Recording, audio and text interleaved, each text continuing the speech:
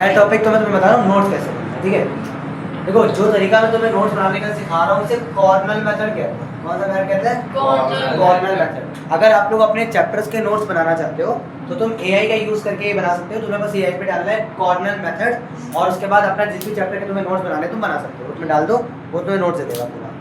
कैसे होता है कॉर्नल मेथड वो देखो। आपके एक पेज होगा, ठीक है।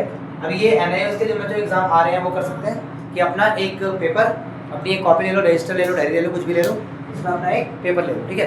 इस पेपर को तुम्हें करना क्या है, इस पेपर को तुम्हें 4 पार्ट में डिवाइड करना है। एक लाइन यहाँ बनानी है, एक लाइन ऐसे बनानी है और एक लाइन ऐसे। ये पेपर डिवाइड हो 1 2 3 4 5 पार्ट में डिवाइड। अब इन 5 पार्ट में ये वाला पार्ट तुम रखो हेडिंग। क्या रखोगे यहाँ पे? हेडिंग। हेडिंग याद रखना, हेडिंग 2 टाइप की होती है, या तो चैप्टर का नाम या तो टॉपिक का नाम। अगर चैप्टर लेंथी है तो टॉपिक वाइज नोट बनाओ, और अगर चैप्टर बहुत छोटा है या नॉर्मल है तो आप चैप्टर की ही पूरे एक बार में नोट बना सकते हो, ठीक है। हेडिंग के बाद इस लाइन में आप लिखोगे नोट्स। आप समझो नोट्स क्या लिखना है। जैसा कि मैं हर बार बच्चों से बोलता हूँ लेकिन समझ में नहीं आती, केवल और केवल टॉपिक्स लिखो। समझ में आ रही बात? केवल और केवल टॉपिक्स लिखो। जैसे अगर आपने कोई चैप्टर पढ़ा, आपको उसके अंदर 10 टॉपिक हैं, तो आप नोट्स में केवल वो 10 टॉपिक लिखो। आप अंदर की थ्योरी मत लिखो। अगर आप थ्योरी लिखने बैठोगे ना तो फिर तो पूरी बुक ही छाप लोगे, जैसा कि होता ही है। तो आपको थ्योरी नहीं लिखनी है, केवल टॉपिक के नाम लिखने। आप यहाँ पे टॉपिक के नाम लिखोगे। आप जब आपने टॉपिक के बारे में पढ़ा तो उस टॉपिक के अंदर कोई डाउट है, जैसे अगर आपने एग्जाम्पल इनकी इकोनॉमिक्स का ही ले लेते हैं। इनके में एक चैप्टर है प्रोडक्शन फंक्शन, ठीक है, उत्पादन फलन। उस चैप्टर में एक टॉपिक इन्होंने पढ़ा कि उत्पादन कब बढ़ता है कब कम होता है, यानी कि कब प्रोडक्शन बढ़ती है और कब प्रोडक्शन कम होती है। जब इन्होंने यहाँ पे टॉपिक लिखा प्रोडक्शन, तो उसके उसके अंदर 2 चीज़ें आ रही हैं, बढ़ेगी कब और घटेगी कब। इन्होंने पढ़ा तो इनको समझ में तो आ गया सर ऐसे तो बढ़ जाएगी, पर घटना समझ में नहीं आया। तो जिस भी चीज़ में डाउट है वो आप यहाँ पे लिखिए। बात समझ में आ रही है? आपने ये टॉपिक पढ़ा, इसके अंदर जो आपको समझ में आ गया वो तो ठीक है, तो नहीं आया वो आप उसी के सामने में डाउट होती है। अब इससे होगा क्या, जब आप ऐसा कुछ करोगे तो उसमें होगा क्या कि जब भी आप कभी क्लास में आओगे और आप अपने नोट्स खोलोगे तो आपको देखते ही याद आ जाएगा, अरे हाँ मुझे इस टॉपिक में से ये पूछना। और जब एक बार ये तुम्हें क्लियर हो जाए तो उसको मिटाना नहीं है, इसको लिखा रहने देना है। इससे तुम्हें क्या होगा, आगे जब भी तुम रिवाइज करने बैठोगे या कभी तुम नोट्स खोलोगे तो तुम्हें ये बात बहुत अच्छे से याद आ जाएगी कि हाँ मुझे पहले इसमें डाउट था, अब मुझे ये तो मुझे पहले ही पता चल गया था, अब मुझे देखना है कि मुझे ये आया या नहीं आया।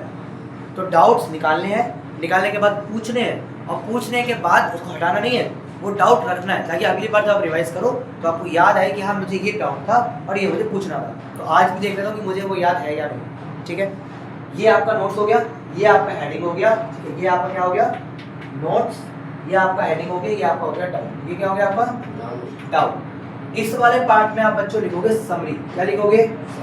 अब समरी क्या होता है, आपने पूरा चैप्टर पढ़ा, आपको पूरे चैप्टर में से खुद से कोई इंपॉर्टेंट पॉइंट्स मिल गए, या आपको पूरे चैप्टर में से कोई फॉर्मूला मिल गया। मैथ्स में बहुत होता है, इकोनॉमिक्स में फॉर्मूला बहुत होता है, तो समरी में आप केवल फॉर्मूला लिख लो कि भाई पूरे चैप्टर में ये इंपॉर्टेंट फॉर्मूले।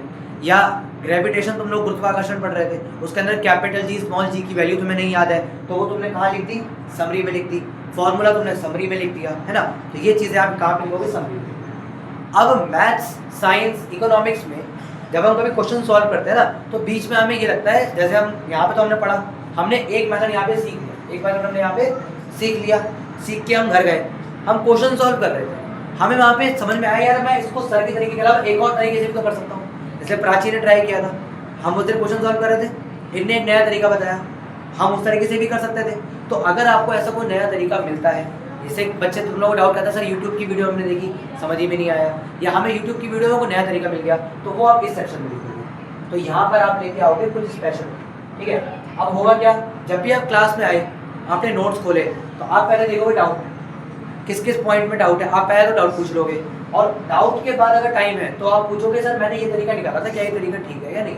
क्योंकि देखो यूट्यूब पे कोई बंदा बता रहा है, वो किस रेफरेंस में बता रहा है हम नहीं जानते। इसलिए मैं हमेशा बच्चों से कहता हूँ तुम्हारी गलतियाँ मैं क्यों पकड़ लेता हूँ, तुमने गूगल से किया है, क्योंकि गूगल हमेशा आंसर देता है सबके अकॉर्डिंग, उसको पूरी दुनिया का जवाब देना है। हमें आंसर अपने अकॉर्डिंग चाहिए, तो उसके लिए हम अपने अकॉर्डिंग काम करेंगे, हमें आंसर अपने अकॉर्डिंग लिखना है। इसलिए आप स्पेशल यहाँ लिख करके लाओगे सर ये मेरा नया टॉपिक है, आप बताओ क्या ये उस तरीके से होगा या नहीं। आपका यहाँ पे डाउट क्लियर होगा। ये तरीका उन बच्चों के लिए बहुत ज़रूरी है जिनका दिक्कत ये हो जाती है कि सर हम यहाँ तो पढ़ते हैं पर घर जाकर के जब हम खोलते हैं तो हमें समझ में नहीं आता। आप जब इस तरीके से नोट्स बनाओगे तो आपको अपने आप समझना। अच्छा एक दिक्कत आप लोग क्या फेस करते हो कि सर हम घर पे पढ़ रहे थे, ये तो हमें याद था पर हमें ये समझ में नहीं आया, और यहाँ पे आने के बाद जब मैं तुमसे पूछता हूँ क्या समझ में नहीं आया तो तुम भूल जाते हो कि तो सर ये मैं ये नहीं समझ में आया, मैं पता नहीं सर भूल गई, मैं भूल गया, कल मैं पूछ लूंगा, कल पूछ लूंगा, है ना।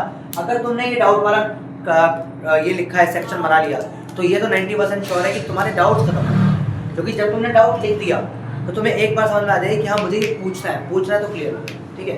किसी बहुत महान इंसान ने कहा है कि किसी व्यक्ति की आधा से ज़्यादा प्रॉब्लम तो तभी सॉल्व हो जाती है जब वो प्रॉब्लम को लिख लेते हैं, क्योंकि प्रॉब्लम जब हम लिख देते हैं ना तो हमें समझ में आता है कि असली दिक्कत है क्या। यदि मुझे भूख लग रही है, ठीक है, यदि मुझे भूख लग रही है तो अब क्या कुछ भी लगा क्या होता है कि बहुत ज़्यादा लग रही है, थोड़ी बहुत लग रही है, इतनी है कि सो जाएंगे, कि सो भी नहीं पाएंगे, है ना। एक बार जब मैंने इस चीज़ को लिख लिया या मैंने कर लिया कि हाँ मुझे ये काम करना है तो मुझे समझ में आ गया कि मेन काम क्या है मेरा। अगर मुझे सिर्फ इतनी भूख लग रही है कि मैं सो जाऊँगा तो मुझे कोई काम नहीं करना, उस समय मैं सो सकता हूँ, मुझे कोई दिक्कत नहीं। पर इतनी भूख लग रही है कि मैं सो ही नहीं सकता तो वो चीज़ मुझे लिखनी है, यानी कि मुझे वो काम करना है। अगर मैंने ये देखो दिमाग में बहुत सारी चीज़ें एक साथ चलती हैं, एक चीज़ एक काम कर रहे थे, करते करते दूसरा मिल गया, पहले ही भूल गए, रात को आके वापस आ रहे अरे हाँ ये काम भी तो था। ये बहुत होता है जो लोग अकेले रहते हैं दिन भर घर में। मम्मी ने बोला था मोटर खोल दी, उसके बाद खेलने चले गए, वापस लौट के आ रहे, नीचे आवाज़ सुन रहे हैं मोटर की तो याद आ रही मोटर खोला था, ठीक है। तो ये नोट्स बनाने का तरीका समझ में आ गया। इसको क्या बनाया जाता है, कॉर्नल मेथड, ठीक है। तो अपने आप भी बना सकते हो, अपने आप नहीं बना पाओ AI पे जाओ, ठीक है, वहाँ पे जाके डालो कि make me a note for chapter this by Cornell method, वो आपको प्रॉपर एक तरफ ये डाउट निकाल देगा, डाउट भी निकाल देगा वो आपके लिए, ठीक है, क्वेश्चन बेसिकली दे देगा वो, ठीक है। बाकी ये सेक्शन तो मैं कहूँगा खाली रखो, नोट निकाल के यहाँ लिखो, हेडिंग लिखो और यहाँ पर अपने डाउट अपने आप निकालो। उसके बाद समरी भी तुम उतार लो, अगर तुमसे खुद नहीं बन रही है तो समरी उतार लो। अब सर हर सेक्शन का मैं तुम्हें बता दूँगा, इसका फायदा मैं तुम्हें बता दिया, डाउट कभी नहीं भूलोगे, ये बहुत इंपॉर्टेंट है। अब समरी में क्या होता है सर, पूरा चैप्टर पढ़ लिया, समरी पढ़ के क्या करेंगे, अब तुम टेस्ट देने आए हो। अब क्या होता है सर, टेस्ट से एक दिन पहले हमारे दीदी दी का डायलॉग, मेरे पास तो कुछ लिखा ही नहीं है या इतना सारा है कहाँ से याद करूँ। अब आपको याद क्या करना है, केवल समरी, ठीक है। सबकी प्रॉब्लम सॉल्व हो रही है, क्या लिखना है कि क्या याद करना है, केवल समरी। पानी पी लो।